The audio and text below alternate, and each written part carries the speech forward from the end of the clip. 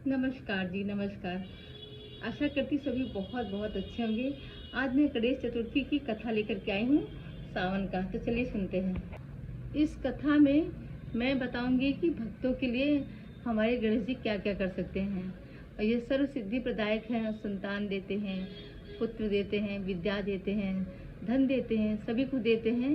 इस व्रत को जरूर से करना चाहिए। और अंत में आपको इस कथा को पढ़ने के बाद अंत में आपको उद्यापन विधि भी बताऊंगी। तो चलिए सुनते हैं।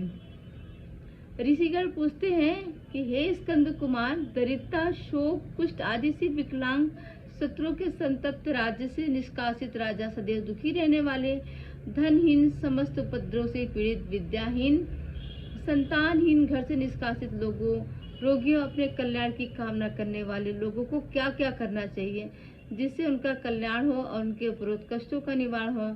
यदि आप कोई उपाय जानते हो तो उसे बतलाइए। स्वामी कार्तिकेय जी ने कहा, हे ऋषियों, आपने जो प्रश्न किया उसके निवारणार्थ में आप लोगों को एक शुभदायक व्रत बतलाता हूँ, उसे सुनिए। इस व्रत को करने से पृथ्वी के समस्त प्राणी संकटों से मुक्त हो जाते हैं। यह व्रत महापुण्यकारी एवं मानवों के सभी कार्य को करने में सफलता देने वाला है।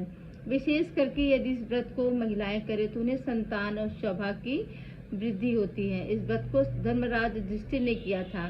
पूर्व काल में राजच्युत होकर अपने भाइयों के साथ धर्मराज वन में चले गए थे। तो उस वनवास काल में ही भगवान श्री कृष्ण ने उनसे कहा था। युधिष्ठिर ने भगवान कृष्ण से अपने कष्टों के समानार्थ जो प्रश्न किया था उस कथा को आप सुनिए।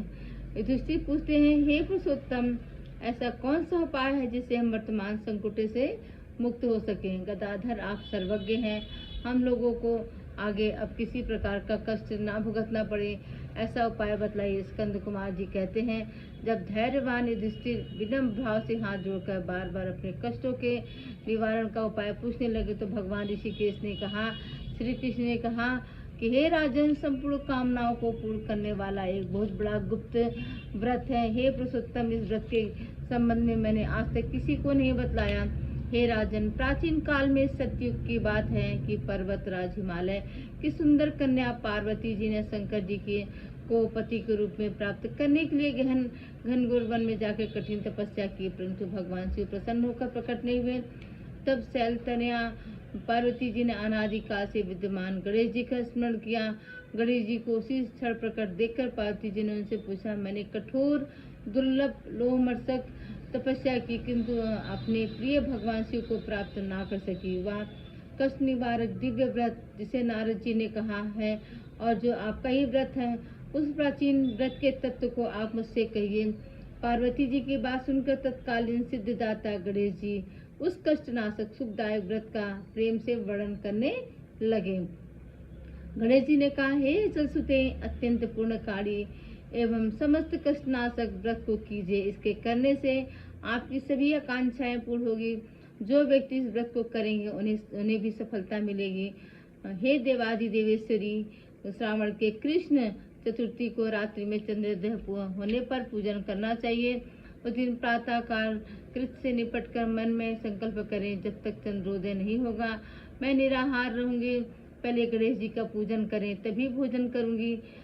मन में ऐसा निश्चय करना चाहिए। इसके बाद सफेद जल से स्नान करना चाहिए। अपना नित्य कर्म करने के बाद हे सुंदर व्रत वाली, मेरा पूजन करें। आदि यदि समर्थ हो तो प्रतिमा स्वर्ण की मूर्ति का पूजन करें। अभाव में चांदी, अष्टधातु अथवा मिट्टी की मूर्ति से ही पूजा करें। अपनी शक्ति के अनुसार सोने, चांदी, तांबे अथवा मिट्टी के कलश में जल भरकर उस पर गणेश जी की प्रतिमा स्थापित करें। कलश पर वस्त्राच्छादन करके अष्टदल कमल की आकृति बनाओ, उसी पर मूर्ति की स्थापना करें। तत्पश्चात षोडशोपकार विधि से भक्ति पूर्वक पूजन करें। मूर्ति का ध्यान निम्न प्रकार से करें। हे लंबोदर, 4 भुजा वाले, 3 नेत्र वाले, लाल रंग वाले, हे नीलवर्ण वाले, शोभा के भंडार, प्रसन्न मुख वाले गणेश जी, मैं आपका ध्यान करता हूँ। हे गजानन, मैं आपका आवाहन करता हूँ। हे विघ्नराज, आपको प्रणाम करता हूँ। यह आसन है। हे लंबोदर, यह आपके लिए पाद्य है। हे शंकर सुबन, यह आपके लिए अर्घ्य है। हे उमापुत्र, यह आपके स्नानार्थ जल है। हे वक्रतुंड, यह आपके लिए आचमनीय जल है। हे शुभकर्ण, यह आपके लिए वस्त्र है। हे कुब्ज, ये आपके लिए ये गोपवीत है। हे गणेश्वर, ये आपके लिए रोली चंदन है। हे विघ्न विनाशक, आपके लिए फूल है। हे विकट, ये आपके लिए धूप बत्ती है। हे वामन, ये आपके लिए दीपक है। हे सर्वदेव, ये आपके लिए लड्डू का नैवेद्य है। हे सर्वती नाशन देव, ये आपके निमित्त फल है। हे विघ्नहर्ता, ये आपके लिए पान है। हे धूम्रदेव, ये आपके लिए प्रदक्षिणा है। हे देवेश, ये आपके लिए निमित्त मेरा प्रणाम है। प्रणाम करने के बाद क्षमा प्रार्थना करें। इस प्रकार 150 रीति से पूजन करके नाना प्रकार के भक्ष्य पदार्थों को बनाकर भगवान को भोग लगावें। हे देवी, शुद्ध देसी घी में 15 लड्डू बनावें। सर्वप्रथम भगवान को लड्डू अर्पित करें, उसमें से 5 लड्डू ब्राह्मण को दें। अपने सामर्थ्य के अनुसार दक्षिणा देकर चंद्रोदय होने पर भक्ति भाव से अर्ध देव तदंतर 5 लड्डू का भोजन स्वयं करें। फिर हे देवी, तुम सब तिथियों में सर्वोत्तम हो, गणेश जी की परम प्रियतमा हो। हे चतुर्थी, हमारे द्वारा प्रदत्त अर्घ्य ग्रहण करो। तुम्हें प्रणाम है। निम्न प्रकार से चंद्रमा को अर्घ्य प्रदान करें। क्षीर सागर से उत्पन्न हे लक्ष्मी के भाई, हे निशाकार, रोड़ी सहित हे शशि, मेरे दिए हुए अर्घ्य को ग्रहण कीजिए। गणेश जी को इस प्रकार प्रणाम करें। हे लंबोदर, आप संपूर्ण इच्छाओं को पूर्ण करने वाले हैं। आपको प्रणाम है। समस्त विघ्नों के नाशक, आप मेरी अभिलाषाओं को पूर्ण करें, मेरी सभी अभिलाषाओं को पूर्ण करें। तत्पश्चात ब्राह्मण की प्रार्थना करें। हे द्विजराज, आपको नमस्कार है। आप साक्षात देव स्वरूप हैं। गणेश जी की प्रसन्नता के लिए हम आपको लड्डू समर्पण कर रहे हैं। आप हम दोनों का उद्धार करने के लिए दक्षिणा सहित इन 5 लड्डू को स्वीकार करें। हम आपको प्रणाम करते हैं। इसके बाद ब्राह्मण भोजन कराकर गणेश जी से प्रार्थना करें। यदि इन सब कार्यों को करने की शक्ति ना हो तो अपने भाई बंधुओं के साथ दही एवं पूजन में निवेदित पदार्थ का भोजन करें। प्रार्थना करके प्रतिमा का विसर्जन करें और अपने गुरु को अन्न, वस्त्र आदि एवं दक्षिणा के साथ मूर्ति देवे इस प्रकार से विसर्जन करें। हे देवों में श्रेष्ठ गणेश जी, आप अपने स्थान को प्रस्थान कीजिए एवं इस व्रत का पूजा का फल उनको दीजिए। हे सुमुखी, इस प्रकार जीवन भर गणेश चतुर्थी का व्रत करना चाहिए। यदि जन्म भर ना हो सके तो 21 वर्ष करें। यदि इतना करना संभव ना हो तो 1 वर्ष तक 12 महीने के व्रत को करें। यदि इतना भी ना कर सके तो वर्ष के 1 मास को अवश्य करें और श्रावण की चतुर्थी को व्रत का उद्यापन करें। उद्यापन विधि: सर्वप्रथम सर्व शास्त्रवेत्ता गणपति पूजक आचार्य का वर्ण करें। उनकी आज्ञा के अनुसार शास्त्रोक्ति से पूजन करें। अपनी शक्ति के अनुसार 1001, 108, 28 अथवा 8 लड्डू से गणपति जी का हवन करें। केले के खम्भे एवं तोरण आदि से ऊंचा मंडप बनावें। नित्य गीत वाद्य से उत्सव करावें। भक्ति युक्त हो तो गुरु की पूजा करें। अपनी शक्ति के अनुसार सपत्नीक आचार्य को सुवर्ण वस्त्र, गौ आभूषण, छत्र, जूता, कमंडलू, भूमि आदि का दान करें। हे देवी, गणेश जी की प्रसन्नता के निमित्त आचार्य का पूजन करके उन्हें संतुष्ट करें। इस प्रकार व्रत करने से मैं प्रसन्न होता हूँ, इसमें तनिक भी संदेह नहीं। जो लोग मेरी पूजा भक्ति भाव से करते हैं उनकी अभिलाषा मैं पूर्ण कर देता हूँ। श्री कृष्ण जी कहते हैं, हे युधिष्ठिर, प्राचीन काल में स्वयं गणेश जी ने पार्वती जी से कहा था और पार्वती जी ने उसी भांति आराधना की थी जिससे उन्हें सफलता प्राप्त हुई। इसी व्रत को करने से पतिव्रता पार्वती का विवाह शिव जी से हुआ, जिसके साथ आज भी पार्वती जी गणेश जी की कृपा से विहार किया करती हैं। अतः हे महाराज युधिष्ठिर, आप भी इस संकटनाशक व्रत को करें। यह संकटा नाम की चतुर्थी बड़ी शुभकारी है। स्कंद कुमार जी कहते हैं कि श्री कृष्ण के मुख से इस प्रकार संकटनाशक चतुर्थी का व्रत सुनकर हे महर्षि, पूर्व काल में राज्य प्राप्ति की कामना से युधिष्ठिर ने इस व्रत को किया।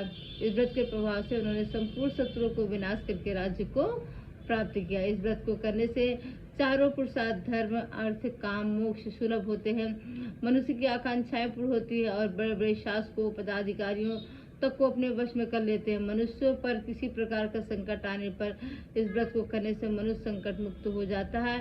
सीता जी के अन्वेषण में पवन कुमार हनुमान जी ने इस व्रत को किया था। पूर्व काल में राजा बलि के संकटग्रस्त होने पर रावण ने भी इस व्रत को किया था।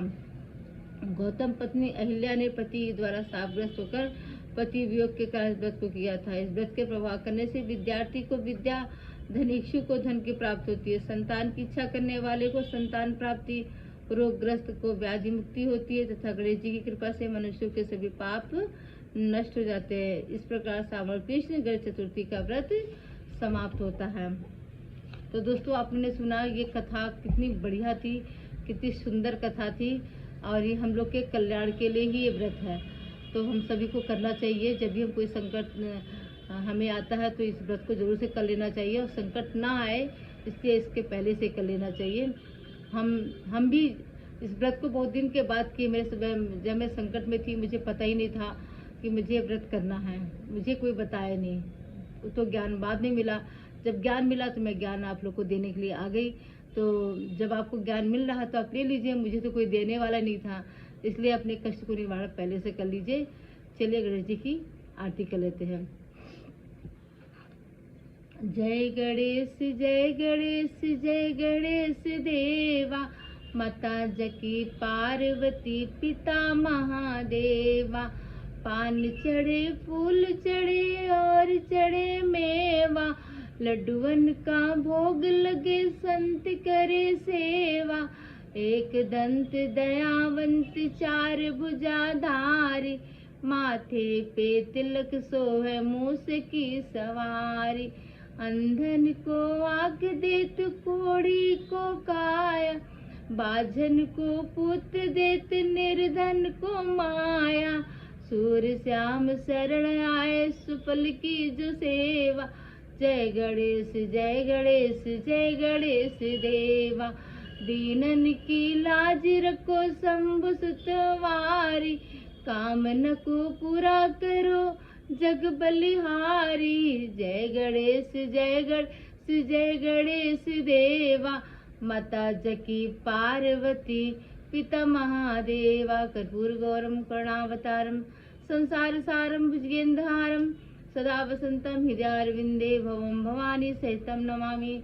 तमेव माता चप्ता तमेव, तमेव बंधु चस्का तमेव, तमेव विद्या द्रवण तमेव सर्वं मम देवदेवा।